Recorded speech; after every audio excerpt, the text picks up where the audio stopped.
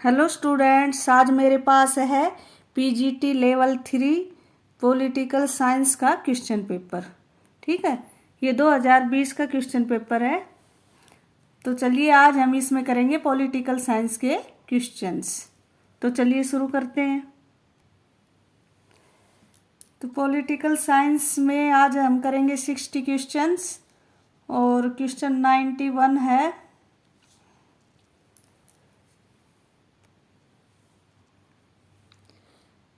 Cuba missile संकट के समय सोवियत संघ का नेतृत्व कर रहे थे, वही कौन कर रहे थे? वही ब्रेजनेव, यूरी आंद्रोपोव, निकिता क्रुश्चेव या स्टालिन?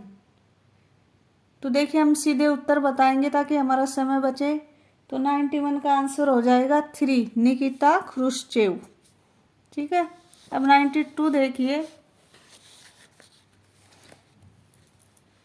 स्वतंत्र भारत के पहले आम चुनाव में लोकसभा के लिए कुल कितनी सीटों के लिए मतदान किया गया? बताइए कितनी सीटों के लिए किया गया? 489। ठीक है, अगला देखिए 93।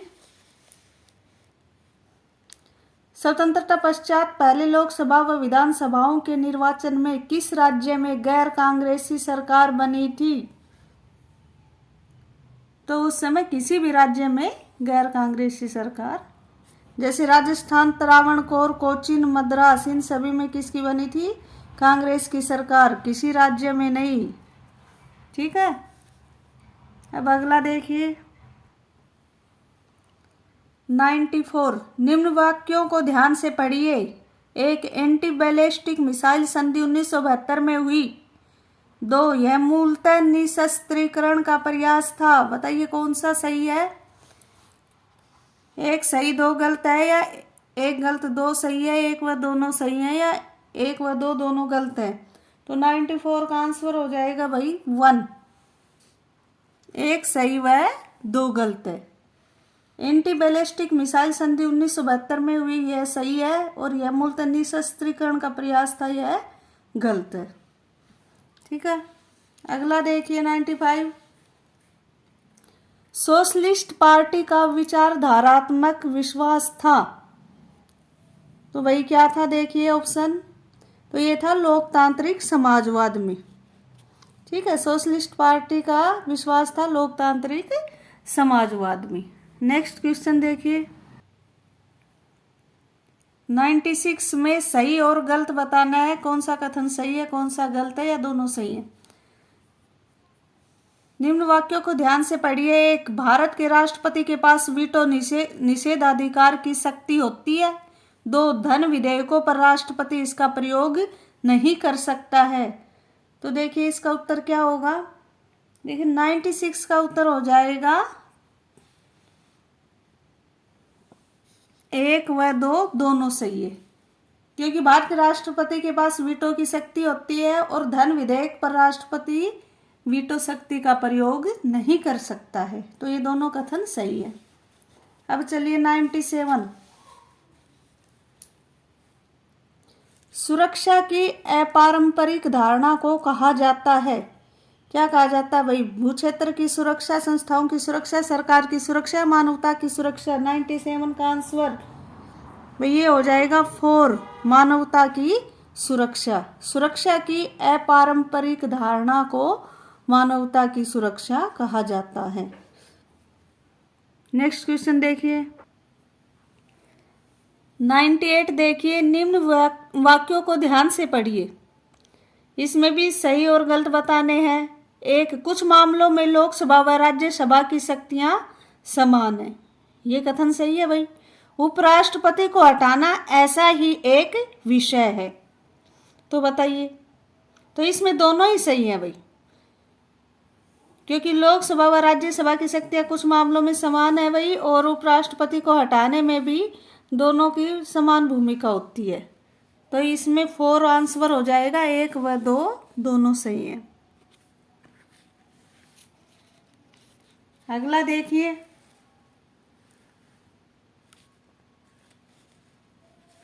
दल बदल संबंधी मामलों पर अंतिम निर्णय लेने का अधिकार है। किसको है भाई? निर्वाचन आयोग को, संबंधित दल के नेता को, सदन के अध्यक्ष को या संसदीय समिति को? 99 का आंसर बताइए। इसका हो जाएगा 3, सदन के अध्यक्ष को। दल बदल संबंधी मामलों पर अंतिम निर्णय लेने का अधिकार किसको है भाई? सदन के अध्यक्ष को। अगला क्वेश्चन देखिए। उच्चतम न्यायालय द्वारा आश्रय के अधिकार को किस मौलिक अधिकार में अंतर्निहित माना गया है? बताइए भैया। आश्रय का अधिकार किस मौलिक अधिकार के अंतर्गत आता है भाई? समता का अधिकार, शोषण के विरुद्ध अधिकार, अल्पसंख्यकों के सांस्कृतिक और शैक्षिक अधिकार या स्वतंत्रता का अधिकार? तो भाई इसका हो जाएगा स्वतंत्रता का अधिकार। आश्रय का अधिकार स्वतंत्रता के अधिकार के अंतर्गत आता है। अब देखिए 101। विभेदक बर्ताव तरीका है किसका? स्वतंत्रता के लिए, संविधान निर्माण के लिए, शासन को स्थायी रखने के लिए, समानता के लिए? 101 का आंसर बताइए भाई। यह है समानता के लिए। विभेदक बर्ताव क्या होता है? समानता के लिए। ठीक है। अगला देखिए। निम्न वाक्यों को ध्यान से पढ़िए, सही व गलत बताने हैं भाई। पहला, प्रथम पंचवर्षीय योजना की कोशिश देश को गरीबी के मकड़जाल से निकालने की थी। बिल्कुल सही है भाई। इसके लिए औद्योगिकरण की तीव्र रफ्तार का फार्मूला अपनाया गया। ये गलत है भाई। औद्योगिकरण की तीव्र रफ्तार, भाई जब देश का विकास ही नहीं हुआ था तो तीव्र रफ्तार कैसे अपनाते? तो ये गलत है। एक सही व 2 गलत है, यानी पहला उत्तर सही है। चलो अगला देखिए। निम्न कथनों को ध्यान से पढ़िए। 1945 के बाद यूरोप के देशों को पारस्परिक सहयोग का एक अवसर मिला। दूसरा है, अमेरिका द्वारा डलेस योजना द्वारा यूरोप की अर्थव्यवस्था के पुनर्गठन का प्रयास किया गया। बताइए भैया, एक सही है या दोनों ही सही हैं या एक सही 2 गलत है? कौन सा सही हो सकता है भाई?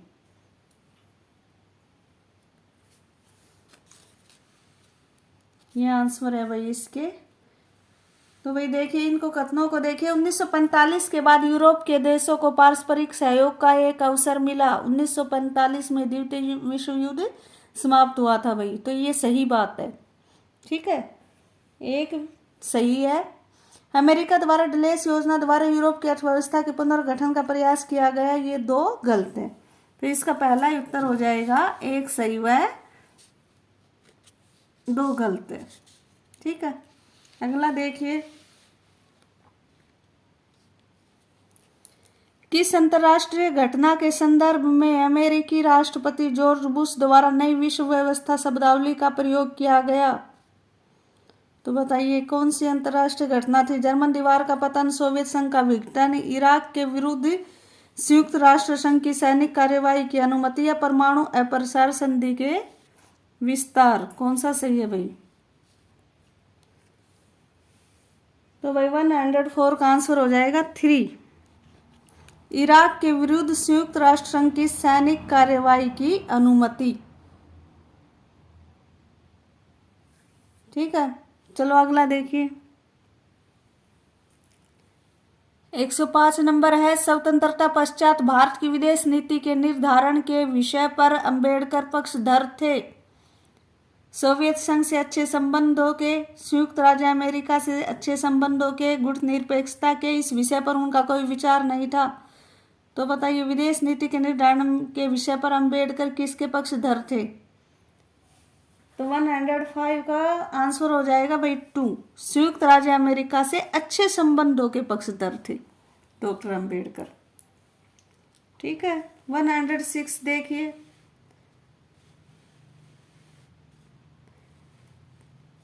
चिपको आंदोलन के विषय में निम्न वाक्यों को ध्यान से पढ़िए। इसका प्रारंभ झारखंड से हुआ, इसमें महिलाओं ने सक्रिय भागीदारी की। बताइए एक सही व दो गलत है, दो सही व एक गलत है, एक व दो दोनों गलत है, या एक व दो दोनों सही है?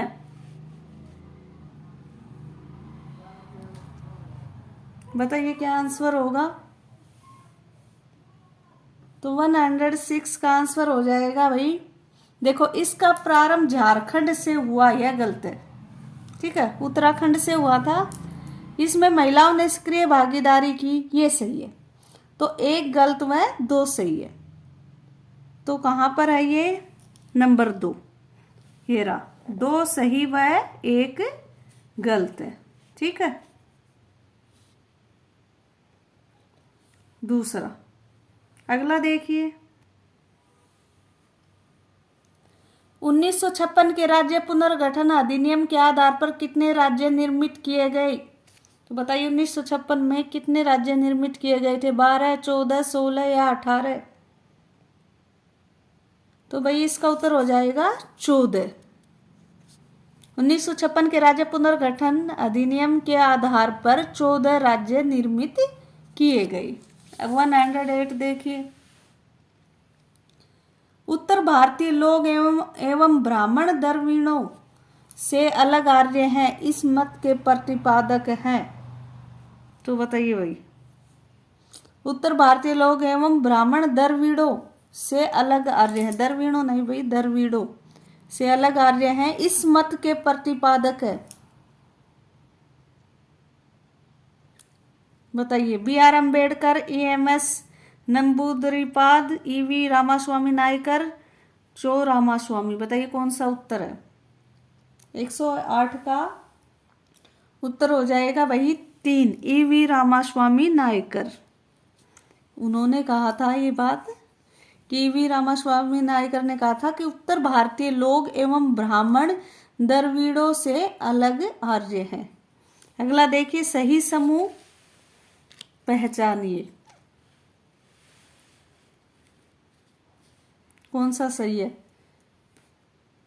B.R. Ambedkar, Independent Labour Party, Acharya Narendra Dev Samajwadi Party, Shyama Prasad Mukherjee Kashmir मोर्चा, या A.K. गोपालन स्वतंत्र पार्टी। सही बताना भाई कौन सा है। तो इसमें वही पहला ही सही है, B.R. अम्बेडकर ने इंडिपेंडेंट लेबर पार्टी बनाई थी। ठीक है, इसमें 109 का आंसर हो जाएगा पहला, B.R. Ambedkar Independent Labour party.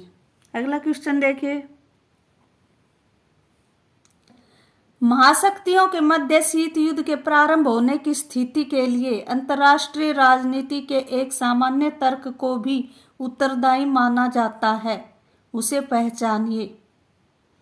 तो बताइए भाई, महाशक्तियों के मध्य शीत युद्ध के प्रारंभ होने की स्थिति में अंतर्राष्ट्रीय राजनीति में कौन सा तर्क उत्तरदायी माना जाता है? अपरोध, प्रतिरोध, बड़ी जनसंख्या, युद्ध अपराध व निर्णय, या राष्ट्र संघ की महत्वहीनता?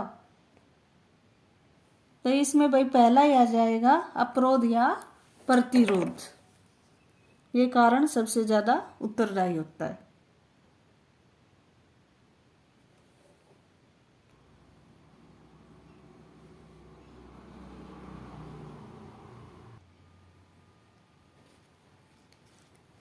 तो चलिए अगला देखिए।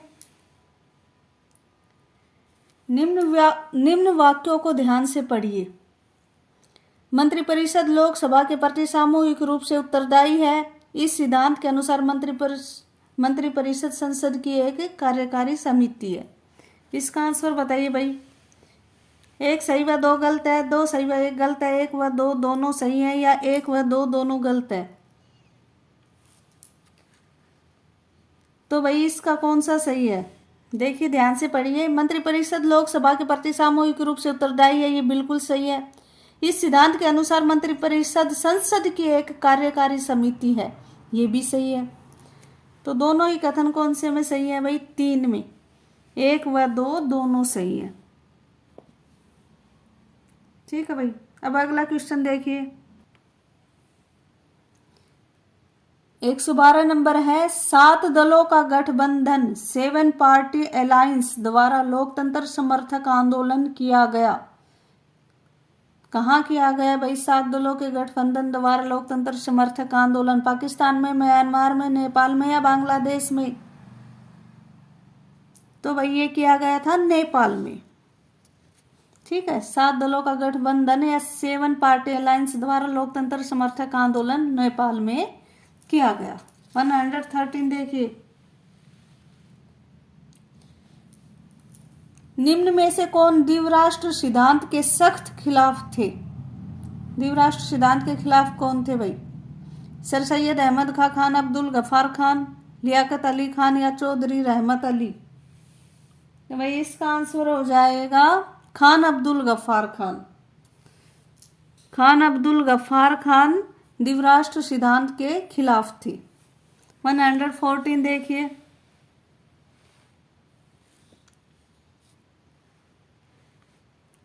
भारत में राष्ट्रपति मंत्रिपरिषद को अपनी सलाह पर कितनी बार पुनर्विचार के लिए कह सकता है?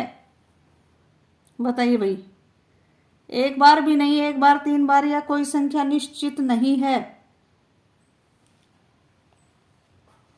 तो ये है 1 बार। भारत में राष्ट्रपति मंत्रिपरिषद को अपनी सलाह पर पुनर्विचार के लिए 1 बार कह सकता है। ठीक है, तो दूसरा उत्तर होगा 1 बार। अगला क्वेश्चन देखिए, किस मामले में उच्चतम न्यायालय द्वारा भारत के संविधान की प्रस्तावना को संविधान के भाग के रूप में स्वीकार किया? बेरुबारी केस में, केशवानंद भारती केस में, गोलकनाथ केस में या शंकरी प्रसाद केस में? किस मामले में भाई उच्चतम न्यायालय ने संविधान की प्रस्तावना को संविधान का भाग माना? तो भाई इसका आंसर हो जाएगा केशवानंद भारती केस में। केशवानंद भारती केस में उच्चतम न्यायालय ने कहा कि प्रस्तावना जो है वो संविधान का भाग है। केशवानंद भारती केस। अगला देखिए, महात्मा गांधी ने स्वतंत्रता की व्याख्या किस रूप में की है? समानता के रूप में, स्वराज के रूप में, तर्क के रूप में या शासन के समर्थक के रूप में?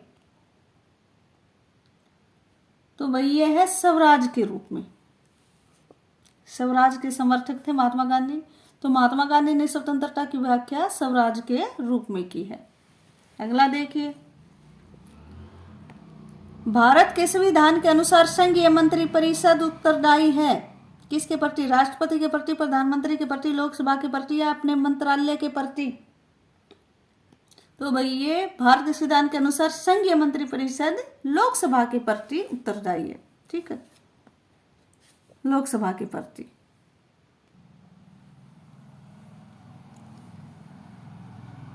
अगला है, पर्यावरणवाद की जड़ें मानी जाती हैं। बताइए, सामंतवाद के समर्थक आंदोलन के रूप में, स्वतंत्रता आंदोलनों में, एक वैज्ञानिक प्रतिक्रिया के रूप में या 19वीं शताब्दी में औद्योगिकरण के खिलाफ विद्रोह के रूप में? तो 118 का आंसर हो जाएगा भाई 4। 19वीं शताब्दी में औद्योगिकरण के खिलाफ विद्रोह के रूप में पर्यावरणवाद की जड़ें मानी जाती हैं। 119 देखिए, धर्मनिरपेक्षता की संकल्पना की व्याख्या में अंतर संबंधित हैं? न्याय व कर्तव्य, न्याय व समानता, स्वतंत्रता व समानता, न्याय व नैतिकता? कौन सा आएगा भाई? तो ये आएगा 3, स्वतंत्रता व समानता। धर्मनिरपेक्षता की संकल्पना की व्याख्या में कौन संबंधित है? अंतर संबंधित है स्वतंत्रता व समानता। 120 देखिए, स्वतंत्रता पश्चात स्थानीय शासन निकाय निर्माण का पहला प्रयास था? सामुदायिक विकास कार्यक्रम, अपना गांव योजना, मेहता रिपोर्ट या मुकामी बोर्ड या स्थानीय बोर्ड? 120 का आंसर क्या हो जाएगा भाई? सामुदायिक विकास कार्यक्रम। 1952 में शुरू किया गया था भाई ये। अगला देखिए, 121 निम्न वाक्यों को ध्यान से पढ़िए। नेटिजन इंटरनेट का अत्यधिक प्रयोग करने वालों को कहा जाता है, या ये इंटरनेट के प्रयोग पर सरकारी नियंत्रण तो नहीं पर व्यक्तिगत सुरक्षा हेतु नियमन आवश्यक मानते हैं? सही कथन बताना है भाई इसमें। 1 सही व 2 गलत है, 2 सही व 1 गलत है, 1 व 2 दोनों सही है या 1 व 2 दोनों गलत है? 121 का आंसर बताइए भाई। भाई ये दोनों ही सही है। नेटिजन इंटरनेट का अत्यधिक प्रयोग करने वालों को कहा जाता है, बिल्कुल सही। ये इंटरनेट के प्रयोग पर सरकारी नियंत्रण तो नहीं पर व्यक्तिगत सुरक्षा हेतु नियमन आवश्यक मानते हैं। तो इसमें 1 व 2 कथन दोनों सही हैं। तो किस में है? तीसरे में। 1 व 2 दोनों सही है। अगला देखिए, सरकार द्वारा निवेशक तत्वों को लागू करने के प्रयासों में शामिल नहीं है। सरकार द्वारा निदेशक तत्वों को लागू करने के प्रयासों में शामिल नहीं है। कौन सा नहीं है? बैंकों का राष्ट्रीयकरण, न्यूनतम मजदूरी निर्धारण, विद्यालयों में मिड डे मील योजना या उपाधियों का अंत। तो भाई इसमें हो जाएगा उपाधियों का अंत, क्योंकि सरकार द्वारा लागू नहीं है। देखो, बैंकों का राष्ट्रीयकरण है, न्यूनतम मजदूरी निर्धारण, विद्यालयों में मिड डे मील योजना, ये तो सही है, परंतु उपाधियों का अंत इसमें नहीं आएगा सरकार के निदेशक तत्वों में। ठीक है, अगला देखिए, 123 है 123, राज्यसभा में स्थानों की दृष्टि से सही समूह पहचानिए। उत्तर प्रदेश 35, राजस्थान 12, बिहार 14, महाराष्ट्र 19। तो बताइए राज्यसभा में स्थान सही है कि नहीं है? तो भाई इसमें कौन सा सही है? तो 4 नंबर सही है, महाराष्ट्र में 19, राज्यसभा में 19 सीटें हैं महाराष्ट्र में, ये सही है, और सभी गलत है। अगला देखिए, भारत में लोकतंत्र एक छलावा है, यह दलील किस पार्टी की थी? किसने कहा था भाई? ये स्वतंत्र party, forward block, CPI ML या सीपीआई एम। 124 का आंसर क्या होगा भाई? इसका हो जाएगा 3, सीपीआई एमएल ने कहा था कि भारत में लोकतंत्र एक छलावा है।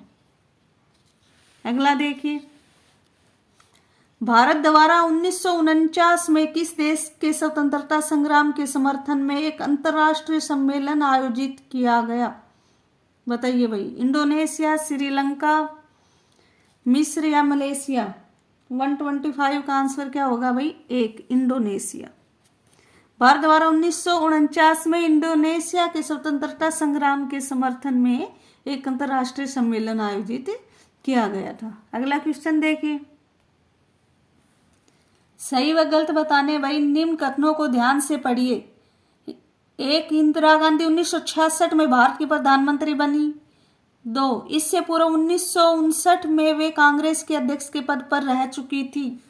बताइए कौन सा उत्तर होगा? 1 सही व 2 गलत है, 1 गलत व 2 सही है, 1 व 2 दोनों सही है, या 1 व 2 दोनों गलत है? 126 का आंसर क्या होगा भाई? देखिए भाई, इंदिरा गांधी 1966 में भारत की प्रधानमंत्री बनी, बिल्कुल सही है। दूसरा है, इससे पूर्व 1959 में वे कांग्रेस के अध्यक्ष के पद पर रह चुकी थी, ये भी सही है। तो ये दोनों ही कथन सही है भाई, 1 व 2 दोनों सही है। अगला देखिए, दिसंबर 1991 में सोवियत संघ की समाप्ति की सर्वप्रथम घोषणा करने वाले गणराज्य थे। भाई किसने घोषणा की थी सोवियत संघ की समाप्ति की? 127 का आंसर हो जाएगा भाई रूस, यूक्रेन और बेलारूस। रूस, यूक्रेन और बेलारूस। अगला क्वेश्चन देखिए, 128, सरकार द्वारा कृषक की उपज को एक निर्धारित मूल्य पर क्रय करने की गारंटी शुरुआत थी। किसकी शुरुआत थी भाई? ग्राम विकास योजना की, कृषक कल्याण कार्यक्रम की, हरित क्रांति की, अंत्योदय योजना की? 128 का आंसर वैसे हरित क्रांति की, नंबर 3 हो जाएगा। सरकार द्वारा कृषक की उपज को एक निर्धारित मूल्य पर क्रय करने की गारंटी शुरुआत थी किसकी थी भाई? हरित क्रांति की। अगला देखिए, भारत संयुक्त राष्ट्र संघ का सदस्य बना था, कब बना था भाई संयुक्त राष्ट्र संघ का सदस्य? 129 का आंसर बताइए भाई। भारत बना था 30 अक्टूबर 1945 को। 30 अक्टूबर 1945 को। ठीक है, 24 अक्टूबर 1945 को संयुक्त राष्ट्र संघ की स्थापना हुई थी और उसके 6 दिन बाद 30 अक्टूबर 1945 को भारत संयुक्त राष्ट्र संघ का सदस्य बना था। अगला देखिए, निम्न में से कौन सा देश आसियान का संस्थापक सदस्य नहीं है? इंडोनेशिया, मलेशिया, सिंगापुर या म्यांमार? तो 130 का आंसर हो जाएगा भाई म्यांमार।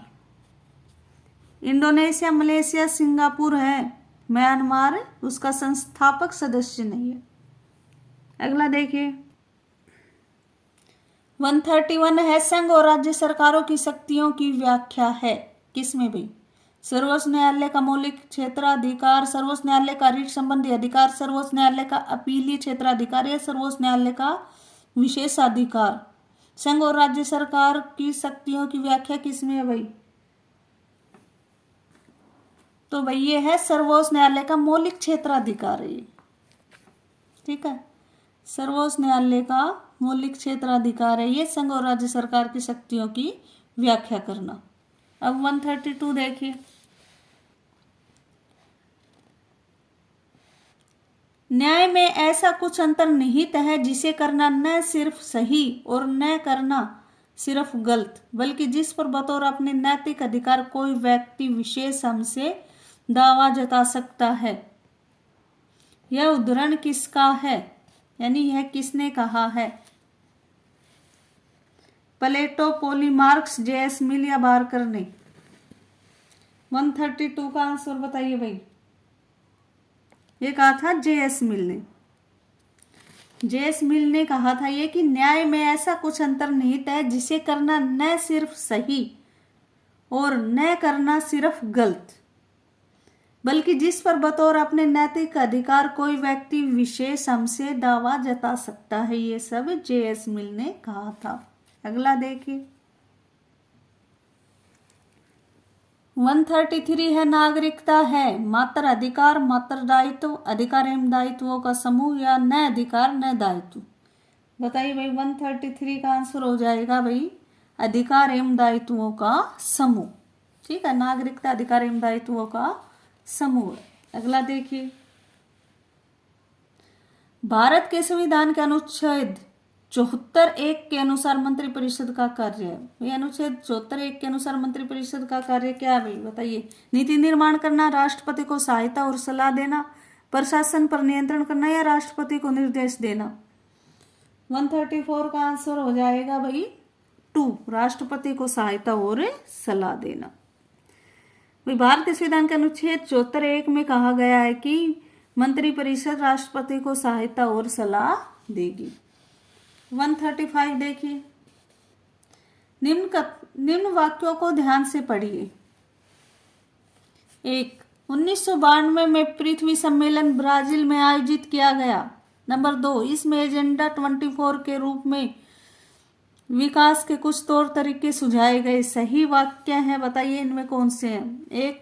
एक सही, 2 गलत हैं, 2 सही व 1 गलत है, 1 व 2 दोनों सही है, 1 व 2 दोनों गलत है। 134 का आंसर हो जाएगा भाई, बताइए। 1992 में पृथ्वी सम्मेलन ब्राजील में आयोजित किया गया, बिल्कुल सही है। इसमें एजेंडा 24 के रूप में विकास के कुछ तौर तरीके सुझाए गए, ये गलत है भाई। 1 सही है वह 2 गलत है, तो कौन सा उत्तर हो जाएगा? पहला। 1 सही व 2 गलत है। अगला देखिए, वैश्वीकरण के एक अपरिहार्य कारण के रूप में पहचाना गया है। बताइए भाई, सैनिक अभियानों को, प्रौद्योगिकी को, नवीन संस्थाओं को या नई संरचनाओं को? तो 136 का आंसर हो जाएगा भाई प्रौद्योगिकी को। वैश्वीकरण के एक अपरिहार्य कारण यानी जिसको छोड़ा नहीं जा सकता, जरूरी कारण के रूप में पहचाना जाता है सबसे ज्यादा प्रौद्योगिकी को। ठीक है, अगला देखिए, भारत के संविधान में अवशिष्ट शक्तियों का सिद्धांत लिया गया है। कौन से संविधान से लिया गया है? आयरलैंड के संविधान से, संयुक्त राज्य अमेरिका के, कनाडा के या ब्रिटेन के? तो भाई 137 का आंसर हो जाएगा कनाडा के संविधान से। 3। भारत के संविधान में अवशिष्ट शक्तियों का सिद्धांत कनाडा के संविधान से लिया गया है। अगला देखिए, निम्न में से समता के अधिकार से संबंधित प्रावधान नहीं है। कौन सा नहीं है भाई? समता के अधिकार से संबंधित प्रावधान। कानून के समक्ष समानता, पदवियों का अंत, छुआछूत की समाप्ति या बंद व मजदूरी पर रोक। कौन सा नहीं है बताइए भाई? समानता के सिद्धांत में नहीं आता जो समता के सिद्धांत पे। तो भाई इसका आ जाएगा 4। कानून के समक्ष समानता सही है, पदवियों का अंत भी सही है, छुआछूत की समाप्ति भी सही है, बंद व मजदूरी पर रोक ये गलत है। अगला देखिए 139 है, संघवाद की मूल अवधारणा के अनुसार यह एक संस्थागत प्रणाली है। नंबर 2, संविधान लिखित या लिखित किसी भी प्रकार का हो सकता है। तो संघवाद में क्या होता है भाई बताइए? 1 सही व 2 गलत है, 1 गलत व 2 सही है, 1 व 2 दोनों सही है, या 1 व 2 दोनों गलत है? बताइए उत्तर क्या होगा भाई? 139 का उत्तर होगा भाई 1 सही व 2 गलत है। देखिए कैसे। पहला है यह एक संस्थागत प्रणाली है, बिल्कुल सही है। संविधान लिखित या लिखित किसी भी प्रकार का हो सकता है। भाई संघवाद में लिखित संविधान होता है, अलिखित नहीं होता है। तो 1 सही व 2 गलत है, पहला उत्तर हो जाएगा। संघवाद की अनिवार्य शर्त है कि संविधान लिखित होना चाहिए। अगला देखिए 140, चूंकि युद्ध का प्रारंभ लोगों के दिमाग में होता है, इसलिए शांति के बचाव भी लोगों के दिमाग में ही रचे जाने चाहिए। यह किसने कहा था भाई? यह उद्धरण संबंधित है यूनिसेफ के संविधान से, संयुक्त राष्ट्र संघ के चार्टर से, राष्ट्र संघ के चार्टर से, या जापान के संविधान से? 140 का आंसर क्या होगा भाई? यह है यूनिसेफ के संविधान से, पहला उत्तर होगा इसका। यूनिसेफ के संविधान से लिया गया है कि चूंकि युद्ध का प्रारंभ लोगों के दिमाग में होता है, इसलिए शांति के बचाव भी लोगों के दिमाग में ही रचे जाने चाहिए। 141 देखिए, निम्नांकित में से किसने भय से मुक्ति को वास्तविक मुक्ति माना है? आंग सान सूकी, नेल्सन मंडेला, जॉन लॉक या रूसो? 141 का आंसर क्या होगा भाई? पहला, आंग सान सूकी। आंग सान सूकी ने भय से मुक्ति को वास्तविक मुक्ति माना है। नेक्स्ट क्वेश्चन देखिए, भारत के संविधान के किस अनुच्छेद में धन विधेयक संबंधी विशेष प्रक्रिया का वर्णन किया गया है? बताइए भाई, धन विधेयक से संबंधित अनुच्छेद कौन सा? अनुच्छेद 109, 105, 215 या 249? तो भाई 142 का आंसर हो जाएगा अनुच्छेद 109। इनमें से अनुच्छेद 109 में धन विधेयक संबंधी विशेष प्रक्रिया का वर्णन किया गया है। अगला देखिए, राष्ट्रवाद हमारा अंतिम आध्यात्मिक मंजिल नहीं हो सकता, मेरी शरण सथली तो मानवता है। राष्ट्रवाद हमारा अंतिम आध्यात्मिक मंजिल नहीं हो सकती, मेरी शरण सथली तो मानवता है। यह कथन किसका है? महात्मा गांधी का, रविंद्रनाथ टैगोर का, विवेकानंद का या अरविंद का? तो भाई 143 का आंसर हो जाएगा रविंद्रनाथ टैगोर का। रविंद्रनाथ टैगोर ने ये कथन कहा था। अगला देखिए 144, भारत के संविधान निर्माण के समय स्थानीय शासन विषय दिया गया। स्थानीय शासन विषय किसको दिया गया था भाई? केंद्र सरकार को, केंद्र व राज्य सरकार दोनों को, राज्य सरकारों को। यह संविधान का भाग नहीं था। बताइए, भारत के संविधान निर्माण के समय स्थानीय शासन विषय दिया गया, किसको दिया गया भाई? राज्य सरकारों को दिया गया था, है ना? और अब भी राज्य सरकारों के ही पास है। अगला देखिए 145 देखिए, निम्नांकित में राजनीतिक सिद्धांत के अध्ययन के पक्ष में सर्वाधिक महत्वपूर्ण बिंदु कौन सा है? 1, सभी समूहों के लिए उसकी प्रासंगिकता, दार्शनिकता की प्रेरणा, कार्य दायित्व से मुक्ति या स्वयं को ही सही साबित करने हेतु। तो बताइए राजनीतिक सिद्धांत के अध्ययन के पक्ष में सर्वाधिक महत्वपूर्ण बिंदु कौन सा है इनमें? तो वही इसमें सही उत्तर हो जाएगा एक, सभी समूहों के लिए उसकी प्रासंगिकता। ये सबसे सटीक उत्तर है, सभी समूहों के लिए उसकी प्रासंगिकता। अगला देखिए, निम्न वाक्यों को ध्यान से पढ़िए। एक, संविधान के 91वें संशोधन द्वारा मंत्रिपरिषद का आकार निश्चित किया गया। 2, अब संसद की कुल संख्या के 15% से अधिक मंत्रिपरिषद के सदस्य नहीं हो सकते। बताइए, एक सही है, दो गलत है, या एक गलत व दो सही है, या एक व दो दोनों सही है, या एक व दो दोनों गलत है? देखिए कथन ध्यान से और बताइए क्या उत्तर हो सकता है भाई।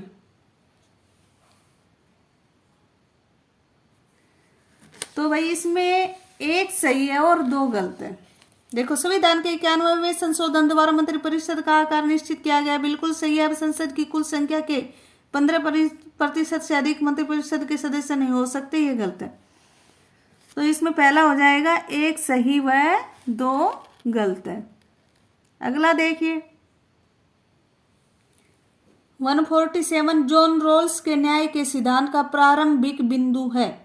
एक, ज्ञान की पहचान, अज्ञानता के आवरण में सोचना, संविधान का निर्माण, स्वतंत्रता का विचार निर्माण, स्वतंत्रता पर विचार निर्माण। बताइए कौन सा सही है 147 का?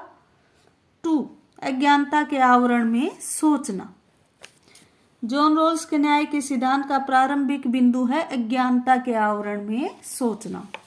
148 देखिए, सकारात्मक कार्यवाही की पृष्ठभूमि में मूल विचार है। भाई सकारात्मक कार्यवाही की पृष्ठभूमि में मूल विचार कौन सा? भाई कानून द्वारा औपचारिक समानता स्थापित कर देना पर्याप्त नहीं है, राज्य सर्वशक्तिमान है, औपचारिक समानता की स्थापना हेतु कानून पर्याप्त है, यह संविधान में लिखित है।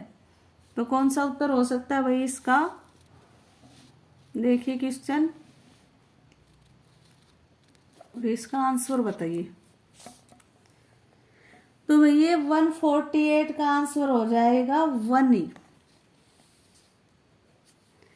कानून द्वारा औपचारिक समानता स्थापित कर देना पर्याप्त नहीं है। सकारात्मक कार्यवाही की पृष्ठभूमि में मूल विचार है कि केवल कानून द्वारा औपचारिक समानता स्थापित कर देना पर्याप्त नहीं है।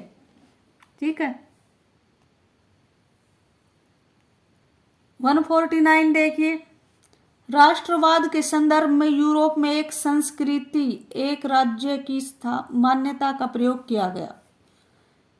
कब भाई? मैग्ना कार्टा के समय, औद्योगिक क्रांति की शुरुआत में, प्रथम विश्व युद्ध के बाद, या एक दार्शनिक विवेचना के रूप में? इसका आंसर क्या हो जाएगा भाई? इसका आंसर हो जाएगा 3, प्रथम विश्व युद्ध के बाद। राष्ट्रवाद के संदर्भ में यूरोप में एक संस्कृति, एक राज्य की मान्यता का प्रयोग प्रथम विश्व युद्ध के बाद किया गया। 150 देखिए, लास्ट क्वेश्चन है। भारत के संविधान की प्रस्तावना में प्रयुक्त समता का सही समूह पहचानिए। भारत के संविधान की प्रस्तावना में प्रयुक्त समता का सही समूह पहचानिए। अभिव्यक्ति और अवसर की समता, आर्थिक और सामाजिक समता, राजनीतिक और प्रतिष्ठा की समता, या प्रतिष्ठा और अवसर की समता? बताइए, भारत के संविधान की जो प्रस्तावना है उसमें कौन सी समता दी गई है? 150 का आंसर हो जाएगा भाई कौन सा? प्रतिष्ठा और अवसर की समता। ये सही आंसर है। तो भाई ये थे हमारे पॉलिटिकल साइंस के 60 क्वेश्चंस 2020 स्टेट पीजीटी में आए हुए क्वेश्चन थे ये। अब हम 2021 के भी क्वेश्चन लेकर अगले वीडियो में आएंगे। Thank you.